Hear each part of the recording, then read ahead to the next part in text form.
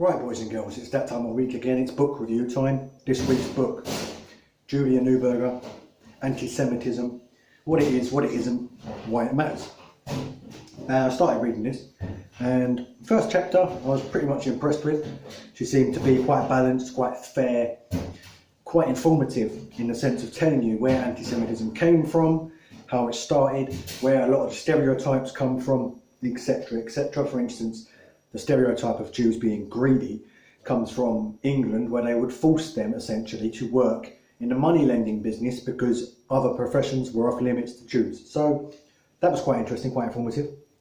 Then I got to chapter 2, and that's where I decided this is going to have to be my first ever negative book review, because I got to chapter 2, I started reading. Normally I try and find the best things about the book to say, and I quickly realised that chapter 1 was going to be about as good as it got. I've got a list of things here that I disagree on. So she says it was anti-Semitic to call Israel racist, and then mentions the nationality law in Israel in the very next subsection of the chapter. And then she goes on to describe that law, where if you don't know what the law means, it means that Jewish people are basically given precedence under the Israeli authorities, and Arabs and other races and other peoples are seen as lower, and they have less rights, etc., etc. That's the basic framework for that law. So according to her, if I say Israel is racist because of that law, I must be anti-Semitic, even though it is a racist law. So that's the first point that I wanted to disagree with Julia Neuberger on. Second point, she openly blames Hamas for lack of Palestinian utilities. Fails to mention the fact that Israel has repeatedly denied construction materials, food, water and medical aid and other necessities to the Palestinian territories. Has actually engaged in international piracy to stop other nations bringing in those utilities and those needs. Has actually blocked the UN from delivering food. Fails to mention any of that. And she even goes on to say that clashes with protesters, in which protesters are mowed down or shot or sniped, that they are, and I quote, more complicated than that. Now I'm sorry, Mrs. Neuberger, but there's nothing complicated about shooting a man in a wheelchair. Nothing complicated about sniping somebody for throwing a rock. She uses red herrings quite regularly, and she implies that people who criticise Israel don't criticise any other nation. Completely failing to mention that the left criticise China and Russia regularly. Go on Owen Jones' Facebook page and go down it, and you will see where he's written articles condemning Russia's treatment of homosexuals, condemning the Chinese concentration camps. And Owen Jones is but one of many left-wing columnists and left-wing figures who criticises these countries. Just because we criticise Israel doesn't mean we don't criticise anybody else. Get your facts straight. Let me see. She calls it silly to say that only certain people of a certain race can tell you what it is to be racist or discriminatory towards that race. For instance, if you said black people are the only ones that can tell you what racism is towards black people, she says that's silly. And I wholeheartedly agree. Wholeheartedly agree.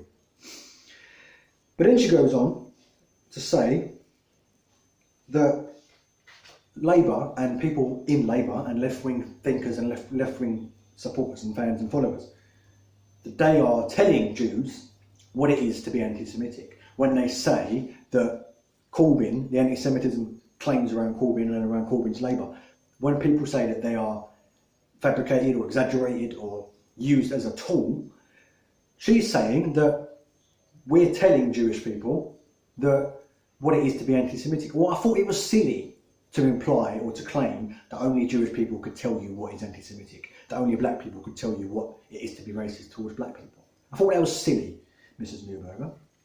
In chapter 3, Why It Hurts, which is, well, Why It Matters, which is about, obviously, anti-Semitism and why it affects people the way it does, she openly gives a Conservative MP a pass, openly offers an excuse.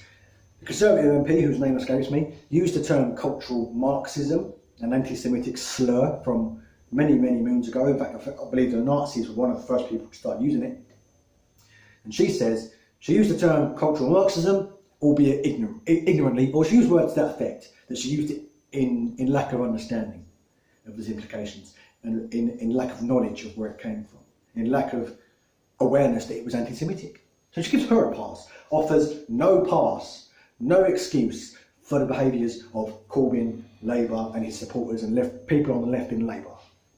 So she can see how somebody on the right of politics can share or say something anti-Semitic and be ignorant of the fact that it is in fact anti-Semitic. But she goes as far to say, when in the chapter where she's discussing Labour's anti-Semitism, she goes as far to say that her Labour voting parents would roll in their graves.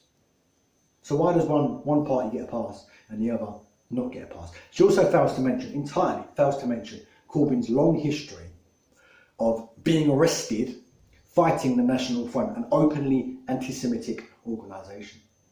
She fails to mention Corbyn's 40 long year career, where he has continuously turned up at events demonstrating against anti-Semitism, demonstrating against racism. The only thing she says is Corbyn and Labour has long been known as an anti-racist party. That's as far as she goes. Fails to mention any account of Corbyn or people on the left of the Labour Party being associated with anti-racist movements.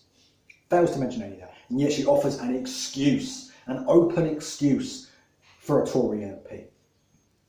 Julia Neuberger is the second female rabbi of the United Kingdom, so props to her for that achievement. She's the first female rabbi of the United Kingdom to get her own synagogue, so credit where credit's due, that's quite some achievement, respect to her for that. But she was also a Lib Dem peer.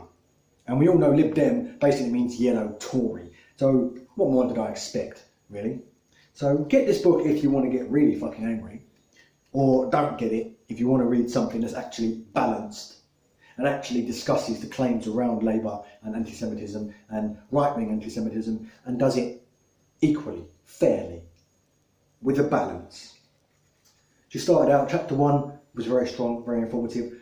I felt like she was riding in the fence quite a lot, trying to please everyone. And then chapter 2, she just descended, outright brought the smears by the media about and I'm going to call it anti-Semitic for that because I said the media aren't honest, I must be talking about Jews. No, I mean the media. Rupert Murdoch is not Jewish to my knowledge, neither is Rothermere, so fucking sue me. She outright buys into the smears, fabricated or exaggerated by the media, that Labour has got this institutional problem. It does not. It does not. She does, again, fair play to her, discuss the Conservative side, where Conservative MPs have been dressing as Nazis and calling people Jews even though they aren't Jews, like using the word Jew as a derogatory word. She discusses them for about a page and a half, and then dedicates the rest of the chapter to slandering Corbyn, slandering the left wing of the Labour Party. And I have no idea why Corbyn hasn't sued people over the fabricated and exaggerated claims of anti-Semitism under his rule, under his leadership. I don't know why. That's it. Go ahead and buy it if you want to get angry. Thanks for watching. I'll see you in the next video.